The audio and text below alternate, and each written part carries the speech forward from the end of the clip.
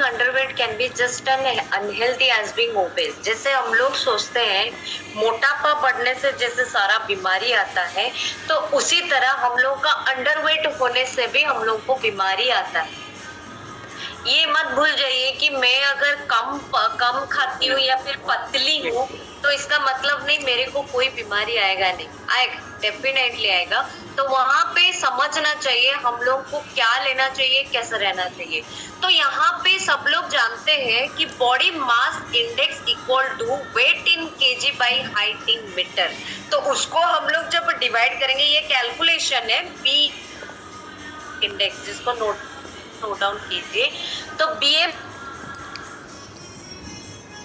जो नॉर्मल होता है 18 से 24 के अंदर रहना होता है हर एक लेडीज, हर एक जेंट्स को बीएमआई 24 के अंदर हम लोग को मेंटेन करना जरूरी है। अगर लेस देन 18 हो जाता है, डेफिनेटली हम लोग रिस्क ऑफ फैक्टर बढ़ जाती है, मतलब कोई भी बीमारी आने का बहुत सारा चांसेस रहता है। अगर उससे कई ज्यादा बढ़ जाता है तो पिक्चराइज आप समझ सकते हैं, जहाँ पे मोटापा ओबेस आ जाती है तो मोर देन 35 से ऊपर रहता है उनका बॉडी मास इंडेक्स, जो कि बीएमआई। एंड बीएमआर होता है बॉडी मेटाबॉलिक रेट, जो कि हमेशा इंपॉर्टेंट होता है जब एक लेडीज, एक इंडियन कल्चर का जो फूड के हिसाब से अगर देखा जाए, आज पर द इंडियन फूड के हिसाब से अगर देखा जाए, अगर बॉडी मेटाबॉलिक रेट अगर मेंटेन किया जाता है एक लेडीज को 1800 मतलब 1800 के अंदर मेंटेन करना बहुत जरूरी है। 1800 to 2000। अगर जेंट्स हो जाता है तो मोर देन 2500 तक मेंटेन करना बहुत जरूरी है। अगर ऑप्टिमम लेवल में अगर देखा जाए तो लेडीज को 2000, जेंट्स को 2500 से ऊपर मेंटेन करना चाहिए, ताकि आपको कोई भी प्रकार की बीमारी अगर आता है, कोई डिजीज आती है, उसको लड़ने के लिए कोशिश करें। आप कोई भी चीजें अगर इनपुट करते हैं, अगर फूड लेते हैं, वो डाइजेस्ट मतलब बहुत जल्दी डाइजेस्ट होने का कोशिश करता है। तो बॉडी मेटाबॉलिक रेट भी मेंटेन करना बहुत जरूरी होता है। तो ये दोनों चीज नोट डाउन करके रख सकते हैं।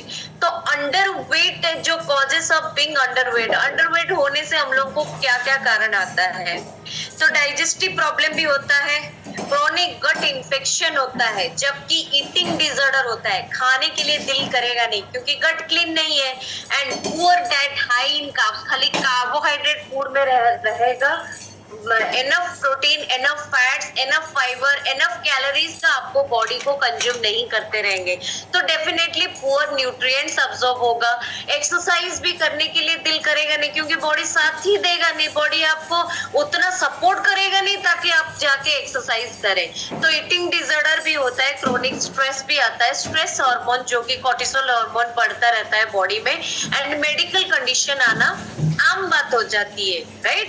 तो यहाँ पे डिप्रेशन आना भी आम बात हो जाती है। तो यहाँ पे बीइंग अंडरवेट लीड्स टू क्या क्या होता है, तो सारा चीज तो मैंने बताया है, लेकिन कॉमन हेल्थ प्रॉब्लम जो आती है, इम्यून सिस्टम तो डेफिनेटली पूरा लो हो जाती है। कोई भी चीजें अगर काम करने के लिए, एक्टिविटी करने के लिए जाते हैं तो ये नहीं हो पाता है। एंड इलनेस मैंने बोला ना, जो कि इम्यून सिस्टम अगर डाउन होगा, डेफिनेटली आप लोगों के अंदर फाइट करने के लिए, जो बैड बैक्टीरिया को फाइट करने के लिए कोई भी प्रकार की गुड बैक्टीरिया नहीं बनेगा, डेफिनेटली आप इलनेस में जूझेंगे। तो वहां पे ट्रबल होगा, वहां पे प्रॉब्लम आएगी। तो विटामिन का डेफिशिएंसी भी होगा, फर्टिलिटी भी आ सकता है, फर्टिलिटी गायनिकोलॉजिस्ट के लिए होता है, बहुत सारा पर्सनालिटी इश्यूज आती है, हेयर ग्रोथ में भी प्रॉब्लम आती है। जो ऑस्टियोपोरोसिस भी होता है, कितने लोगों को आप देखे रहेंगे, मोटे रहने से भी ऑस्टियोपोरोसिस होता है, पतले रहने से भी होता है।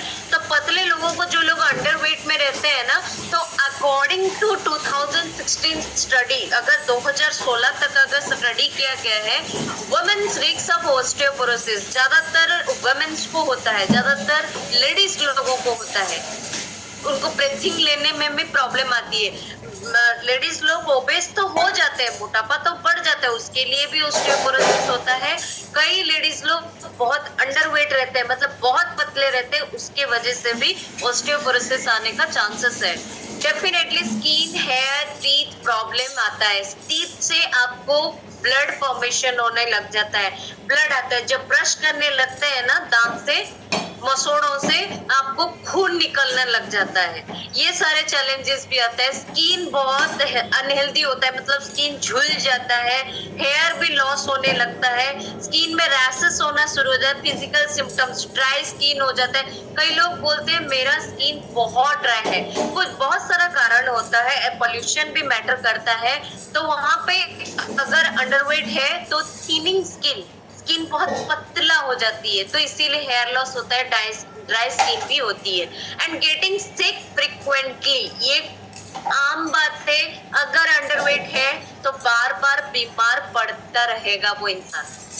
ये कभी भी एनफ एनर्जी, तो बॉडी को तो एनर्जी मिलता नहीं है, तो does not get enough energy, तो जो फूड भी लेता है उसको कोई भी प्रकार की एनर्जी मिलता नहीं है। जो डाइट लेता है, जो हेल्दी फूड हो, जो भी आप लेते हैं, अगर अंडरवेट है तो उसको इन्फेक्शन को फाइट करने के लिए उसके पास एनफ न्यूट्रिएंट्स नहीं पहुंचता है, डेफिनेटली उसको कॉमन इलनेस आने का चांसेस रहता है।